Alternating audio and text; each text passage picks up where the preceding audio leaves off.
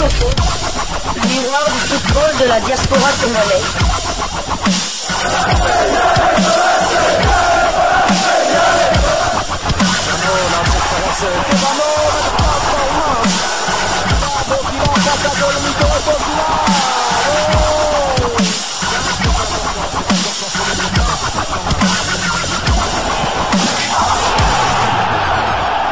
Diasco Foot, le miroir du football de la diaspora congolaise.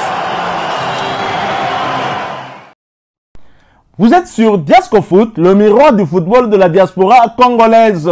Diasco Foot vous dit bonjour, tout le plaisir est pour nous de vous retrouver, mais surtout de savoir que vous êtes nombreux en train de suivre votre chaîne YouTube dédiée uniquement aux footballeurs de la diaspora congolaise. C'est l'heure de partager avec vous quelques news que nous avons pu récolter pour vous, des news concernant la tanière des léopards de la République démocratique du Congo, et cela dans le cadre de cette deuxième livraison sportive de ce lundi 11 novembre 2024. Une livraison qui nous conduit du côté de la Guinée. La Guinée qui attend beaucoup de ce prochain match face à la République démocratique du Congo. Le Sili national qui a tout à gagner mais tout à perdre aussi pour ce match. Un match qui sera abordé par les léopards de la République démocratique du Congo avec sérénité. Les léopards déjà qualifiés au terme de 4 premières journées qui l'ont vu gagner tous les 4 matchs et donc réaliser le maximum de points, 12 points, et qui ont permis à nos fauves justement de se positionner à la première place. Les analyses Eke Zongi, comme on dirait ici à Kinshasa, les analyses de Congolais, les analyses des Guinéens qui vont dans tous les sens. Et un frère guinéen, Tchèque Touré, si je n'ai pas oublié son nom, a consacré aussi une publication sur sa page Facebook officielle sur une analyse de ce match. Et bien évidemment, vous le savez, dans ce monde, même si Donald Trump vient à critiquer les Congolais sur sa page Facebook ou sur son compte X ou Instagram, les Congolais viendront en masse pour lui répondre, et parfois même en lingala, alors que Donald Trump ne comprend même pas le lingala. Alors cet ami guinéen qui avait donné son point de vue que je partage aussi tout à fait. Oui, je suis Congolais, yes, bien évidemment Congolais. Supporter de léopards, oui, je le confirme, je suis supporter de léopards. Et lui, supporter des Guinéens, oui, je le confirme, supporter des Guinéens. Et je suis tout à fait d'accord avec son analyse, mais il a été l'objet des critiques de la part des Congolais. Il a pensé qu'il devait se justifier par rapport à son point de vue. Est-ce que quelqu'un peut se justifier par rapport à son propre point de vue? Je laisserai à mon confrère de répondre à cette question. Mais pour vous permettre de mieux comprendre le contexte de quoi nous voulons en parler, je vous propose de l'écouter. Nous nous retrouvons tout de suite après pour en placer un mot, pour donner notre point de vue, et vous aurez aussi cette liberté justement de partager avec nous votre propre opinion. Suivant cet ami guinéen, nous nous retrouvons tout de suite après. Salam la famille, salam la famille, la famille. Je fais cette vidéo aujourd'hui pour apporter de la précision sur une analyse précédente dans une vidéo que j'ai faite sur la confrontation Guinée-Congo. Et j'ai l'impression que les Congolais qui me suivent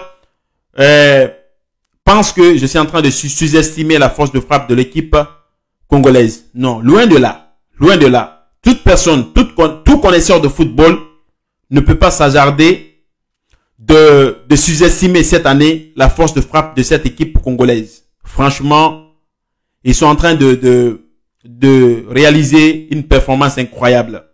Une performance incroyable parce que, imaginez la famille. 4 matchs, 4 victoires, 12 points, 0 but encaissé. 4 matchs, 4 victoires, 12 points, 0 but encaissé. 0 but encaissé. Donc, vous voyez, personne ne peut, aucun connaisseur de football ne peut sous-estimer la force de frappe cette année de cette formation congolaise. Elle est en forme, elle est en train de montrer. Mais le fait que j'ai dit que ce match n'aura pas beaucoup d'engouement pour les Congolais, donc c'est là où ils ont pensé que je suis en train de sous-estimer l'équipe congolaise. Mais la famille, parlant réalité du football, un entraîneur expérimenté qui a déjà ses 12 points joue avec beaucoup plus de méfiance dans le reste du match. Parce que l'objectif visé est déjà acquis. L'objectif visé est déjà acquis. L'objectif, c'est la qualification. La qualification est déjà là. Mais le coach peut jouer parfois pour orgueil. Pour garder toujours son invincibilité. Oui. Un coach qui joue pour garder toujours son invincibilité, ça peut marcher. Ça peut marcher tout comme ça peut ne pas marcher. Et si ça ne marche pas, ça peut occasionner parfois des conséquences. Parce que, supposons que vous avez vos 12 points, et puis vous forcez le reste du match, pendant que vous êtes qualifié, qu'il y ait des blessures d'un de vos éléments clés dans ce match-là, ça pourrait avoir des répercussions sur la compétition, la grande compétition qui est la CAN. Vous voyez? Donc, s'il y a des blessures. Et là, je pense bien que tout coach bien expérimenté va essayer de faire l'économie d'énergie. Va essayer d'économiser les énergies. Il n'ira pas pour perdre, mais il ira avec beaucoup plus de méfiance. Parce qu'il ne veut pas perdre ses éléments clés. Et c'est ce que mes frères congolais qui me suivent, qui ont eu à faire des commentaires sur cette vidéo que j'ai, sur cette précédente analyse, n'ont pas compris. Je ne suis pas en train de dire que la Guinée est supérieure au Congo. Non. Et quand on se fie aux statistiques, dans les confrontations entre la Guinée et le Congo, pour le moment, le Congo a largement l'avantage. Parce que le Congo a beaucoup plus de victoires que la Guinée dans la confrontation de ces deux pays. Donc, on ne peut pas dire que la Guinée est supérieure au Congo sans qu'il n'y ait renversement de tendance. Parce que les tendances n'ont pas encore été renversées. Mais, on peut dire quand même que dans ce match-là, la Guinée a beaucoup à perdre que le Congo. La Guinée a beaucoup à perdre dans ce match que le Congo. Parce que si la Guinée perd ce match-là et que la Tanzanie qui est le concurrent direct de la Guinée, parce que la Tanzanie qui vient à la 3e place, doit jouer contre l'Éthiopie. Donc, qui sait si la Tanzanie ne va pas gagner ce match-là. Et si la Tanzanie gagne ce match-là et que la Guinée perde face au Congo, en ce moment, c'est la Tanzanie qui va occuper automatiquement la 2e place avec 7 points. Et la Guinée aura toujours ses 6 points. Donc, c'est le match Tanzanie-Guinée qui aura beaucoup plus d'engouement, qui sera serré. Donc, c'est la raison pour laquelle la Guinée, face au Congo, doit prendre toutes ses responsabilités face à une équipe qui est déjà qualifiée, qui n'a rien à perdre dans la compétition, qui n'a rien à perdre dans ses phases de qualification.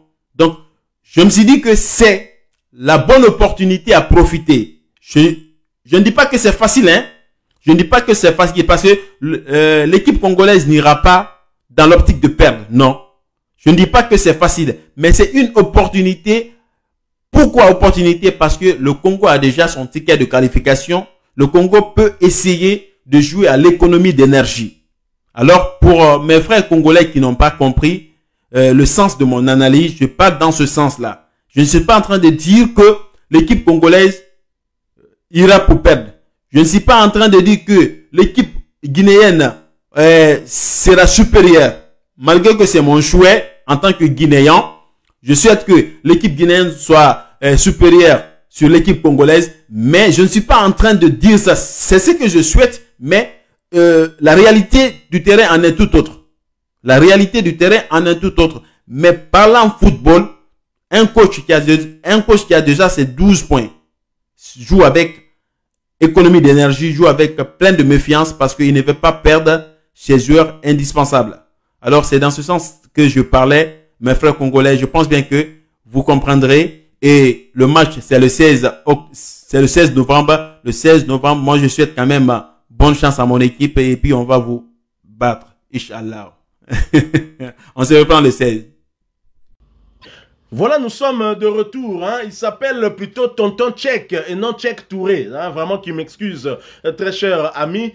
Tonton Tchèque, c'est sa page Facebook hein, où il a eu à partager son analyse par rapport à ce match important pour le Syli national. Mais je dirais important quand même pour la RDC, hein, même si le résultat comptera pour du beurre. La RDC ne cherchera peut-être seulement à ne pas perdre pour s'assurer en tout cas de sa première place. C'est vrai que la Guinée peut battre la RDC, mais sans toutefois menacer la première place de la RDC qui la gardera quand même. Hein, avec 12 points, la Guinée ne pourra atteindre que les 9 points, sachant que le dernier match de la RDC, c'est à domicile face au Alias éthiopien. Alors cet ami a fait son analyse, vous l'avez suivi très cher confrère. Il pense que tout entraîneur sérieux, qui a déjà 12 points dans sa gibecière, et qui est donc premier du groupe H, déjà qualifié, va déjà penser à la compétition à venir et donc cherchera à ménager certains de ces joueurs. Il faut rappeler quand même que certaines blessures peuvent éloigner les joueurs des terrains pendant une année quand on sait que cette CAN aura lieu fin 2025, début 2026. On a vu Yannick Yalabolaz se blesser du côté d'Everton. Ça a niqué sa carrière, hein, permettez-moi l'expression. Ça me rappelle Nati Lokole avec ses problèmes, ses déboires avec Fali Ipupa. Mais il a peut-être raison d'insister là-dessus, hein, même si la CAN est quand même très éloignée. Et ce serait quand même peu probable de voir un joueur se blesser et ne pas revenir en une année. Mais c'est quand même possible. Il a été l'objet des critiques des Congolais. Oh bah, Botelier mon comprenant. L'incompréhension totale, qui ont pensé qu'il disait que la Guinée était supérieure à la République démocratique du Congo. Encore que de mon point de vue, l'équipe guinéenne sur papier, et quand on voit même cette équipe-là équivaut toujours à la République démocratique du Congo parce qu'elle a en son sein des joueurs de qualité, des joueurs professionnels qui évoluent dans des bonnes équipes. Je n'aurai qu'un seul nom à citer, vous le savez, je suis fan de Serhou Guirassy, ancien coéquipier de Silas Katompanvupa. Que pensez-vous hein, de propos de Tonton Tchèque? J'aimerais d'abord m'adresser à Tonton Tchèque, si il a la chance de nous écouter. Ben, qu'il ait dit que la RDC soit supérieure à la Guinée, ou bien qu'il n'a pas dit de cette manière-là, c'est son point de vue. C'est son point de vue, c'est pas une parole d'évangile. Il n'a pas à se justifier. De toute façon, dans ce monde, personne ne fera jamais l'unanimité. Même Dieu ne le fait pas. Hein? Il ne fait pas, même Dieu ne fait pas l'unanimité. Il y a des gens qui sont pour Satan, il y a des gens qui ne croient pas en la religion. Il y a Messi n'a pas que des fans, 100% des Argentins ne sont pas fans de Messi. Même en Argentine, il ne fait pas l'unanimité. Il y a un Argentin qui joue en équipe nationale avec Messi, mais il est fan de CR7. Donc il n'y a aucune œuvre dans ce monde qui n'est pas faite. Donc, de ce point de vue, il n'avait pas à se justifier, sinon il ne fera que des analyses pour venir se justifier. Ce match Guinée-RDC, je pense, c'est vrai, il a peut-être raison. De toute façon, Sébastien Desabre avait dit lors de la conférence de presse de jeudi qu'il fera quand même tourner son équipe. Il donnera quand même du temps de jeu à certains joueurs. Mais je ne pense pas qu'il va quand même chambouler. De toute façon, la RDC à Mikolo, à Tao, au Tchénin, je l'avais déjà démontré lors de nos analyses précédentes que lors de nos 3 dernières sorties en match à l'extérieur, c'est le banc qui a fait la différence. Donc, on va jouer à Abidjan à l'extérieur encore. Et c'est le banc qui va sans doute encore faire la différence. Du moins, on l'espère. C'est vrai que nous sommes déjà qualifiés, mais il y a encore des enjeux. Nous avons besoin d'un seul point pour être sûr d'être premier. Et ce point, vaut mieux déjà le prendre à Abidjan contre un concurrent direct. Et puis, il y a d'autres défis aussi pour... on veut aussi enchaîner avec un 6e match sans encaisser le moindre but. Clean sheet. On ne sait pas qui sera au goal, mais en tout cas, la RDC, les Léopards, on veut un 6e match avec un clean sheet. Et puis, il y a aussi Sébastien Desabre, un 6e match, une 6e victoire d'affilée pour égaler le record détenu par Jean-Florent Ibenge. Donc, il y a quand même encore beaucoup de défis. Hein. Il y a encore des défis. C'est vrai que le gros est fait, nous sommes qualifiés. Mais il ne faut pas oublier qu'on vise aussi peut-être de monter le plus haut possible au classement FIFA. Et cela il faut des victoires pour essayer d'engranger le maximum de points. Et ça passe aussi par le match d'Abidjan, malheureusement, pour les Guinéens. Alors, si l'on suit l'analyse de notre ami guinéen, tonton Tchèque, j'allais dire tonton Promo, c'est plutôt tonton Tchèque, comme qui dirait, il y a des tontons partout. Hein. Si Chancel Mbemba appelle Zara cousin, il se fâche. Bon, peut-être qu'il l'aurait appelé tonton, il ne serait pas fâché. Alors, de son point de vue, quand il fait cette analyse-là, la conclusion serait que vu que Sébastien Desabre, ça en tout cas je me mets dans sa tête, hein, donc je ne dis pas que c'est ce qu'il pense, mais en analysant, et sur mon point de vue, je pense que c'est à cette conclusion qu'il voulait aboutir. C'est-à-dire que si Sébastien Desabre change son effectif en reposant les titulaires habituels, la République démocratique du Congo pourrait être un cran en dessous du Sili national, ce qui permettrait à cette équipe de la Guinée justement de prendre le dessus sur cette RDC. Est-ce qu'il ne se trompe pas? Parce que justement, cette équipe de la République démocratique du Congo a un effectif de 26 joueurs aujourd'hui convoqués par Sébastien Desabre, lui-même l'a toujours répété, des 25-26 titularisables. Est-ce que le fait qu'on va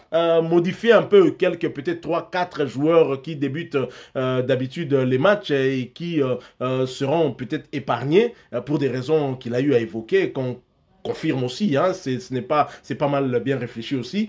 Est-ce que le fait qu'on va mettre ces nouveaux-là, imaginez qu'on vous mette Ngalael Mukaou et Noah Sadik Namile, en quoi Guinée au CP là? Non, tout ça sérieux. En quoi Guinée est avantage pour Nayo? Il ne maîtrise pas vraiment l'effectif de la RDC. Déjà, en défense, peut-être moi, si on met par exemple Lionel Passe ou bien Fayoulou, il y a Fayoulou est titulaire indiscutable. Nos deux gardiens, des remplaçants, sont des titulaires de leur club. L'un en Ligue 2, l'autre en première division suisse. Donc là déjà, moi je me laisserais par exemple Chancel Mbemba jouer, pour des raisons que nous tous nous savons, il ne joue pas en club, donc ce serait bien pour lui dans le magasin. D'engranger encore du temps de jeu, tout à fait, oui. Je mettrais Dylan Batoubissé, qui ne joue plus. Son dernier match avec les Léopards, c'était lors du match de la 3e place à la CAN. Donc, je le mettrai là. Dylan Batoubissé, titulaire à Saint-Etienne en Ligue 1. Est-ce qu'il perd en échange? Alors que il est le remplaçant d'un joueur qui joue en Afrique. Hein? Bon. À gauche, je me laisserai peut-être Arthur Maswaku. Il se repose. Il se repose. Titulaire à Besiktas, qui joue l'Europa Conference League. Je mettrai Joris KMB. Titulaire. Titulaire. Premier en championnat de Belgique. Premier en championnat de Belgique. Et c'est lui qui a offert l'assist lors du premier but face à l'Éthiopie du côté de la Tanzanie. À droite, ça sera probablement, je pense que Peter Kioso. Peter Kioso va jouer puisque Gédéon Kaloulou n'a pas joué le week-end dernier. Gédéon Kaloulou n'a pas joué le week-end dernier, donc probablement il sera out ou bien peut-être qu'il va venir. Mais on ne sait pas encore. En tout cas, la FECOFA n'a pas encore communiqué là-dessus. Mais Peter Kioso, titulaire dans son club de Oxford United qui joue en Championship qui est supérieur à plusieurs championnats de première division, comme par exemple la Pologne, la Suisse, la Belgique, voire même la Hollande. Et petite précision, Peter Kioso est le défenseur latéral droit qui a le plus de temps de jeu. Tout à fait. Au milieu de terrain, je fais reposer les deux titulaires, Charles Piquel et Moutoussamy. Au banc. On met Noah Sadiki, Ngalael Mukaou, de Lille. Titulaire en première division belge et qui joue en Europa League. On l'a vu le week-end dernier, la semaine dernière face à l'AS Rome. Je mets Ngalael Mukaou. Qui n'a pas encore joué une minute avec la là, Mohamed Bayo peut répondre à tonton Tchèque. Comme ça, tonton Tchèque, qui est Ngalael Mukaou? Mouko.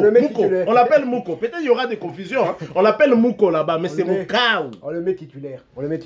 Donc, par rapport à gauche, par rapport aux deux dernières rencontres, il n'était pas là. Il est de retour. Il est le 5e meilleur buteur de la première ligue, Yohan Wissa. Je le mets sur le terrain, il n'était pas là. Et à droite, on peut mettre Nathalie Mboko pour commencer un match, ou bien Mesha Kele, ou bien Théo Bungonda. Et en pointe, je remettrai pourquoi pas Simon Banza titulaire, ou bien je remets, comment il s'appelle, Fiston Mayele, pourquoi pas Fiston Mayele. Donc je ne pense pas que, même en faisant tourner son effectif, le niveau va baisser. Le niveau va baisser. Je ne le pense pas. Et on l'avait déjà fait ici. La RDC peut quasiment faire 3 équipes de valeur égale. Tonton Tchèque, mon conseil serait que, pour vous, pour que la Guinée puisse avoir la chance, que Sébastien Desabre maintienne ses titulaires. Parce que ces gens-là vont venir déjà sachant que le travail, la mission est accomplie. Mais je vous assure, si on met les remplaçants, ces derniers voudront venir prouver à Sébastien Desabre qu'ils méritent leur place dans le 11 de départ. Alors dans ce cas-là, je vous assure, vous aurez un sérieux problème. Beaucoup de respect à Serhou Guirassy. Nous l'aimons bien nominé Ballon d'Or. Et s'il gagne, ce ne sera pas volé. C'est un joueur qu'on aime beaucoup ici en République démocratique du Congo. Ami, coéquipier de Silas Katompa Mvupa. Et bien évidemment, mais pour ce match, ne vous tracassez pas. Pas trop d'analyse, cher frère. Pas trop d'analyse. C'est vrai qu'ils ont eu Guirassy, nominé probablement le grand favori du Ballon d'Or africain. Mais nous aussi, on a un joueur nominé parmi les 10 avec Serhou Guirassy, Sadio Chancel Memba. Il est aussi nominé là. Guirassy, c'est vrai qu'il a terminé meilleur buteur africain la saison dernière. Les joueurs évoluant à l'étranger. Et le troisième meilleur buteur africain, c'est un joueur congolais qui est international congolais. Il sera là. On a de quoi faire venir. On a de quoi. Parce que si Tobano Otanga, oui, c'est Tobano Otanga, Meshak, Tobano Otanga, Bopé Sabiso l'équivalent, on a au que différence est énorme.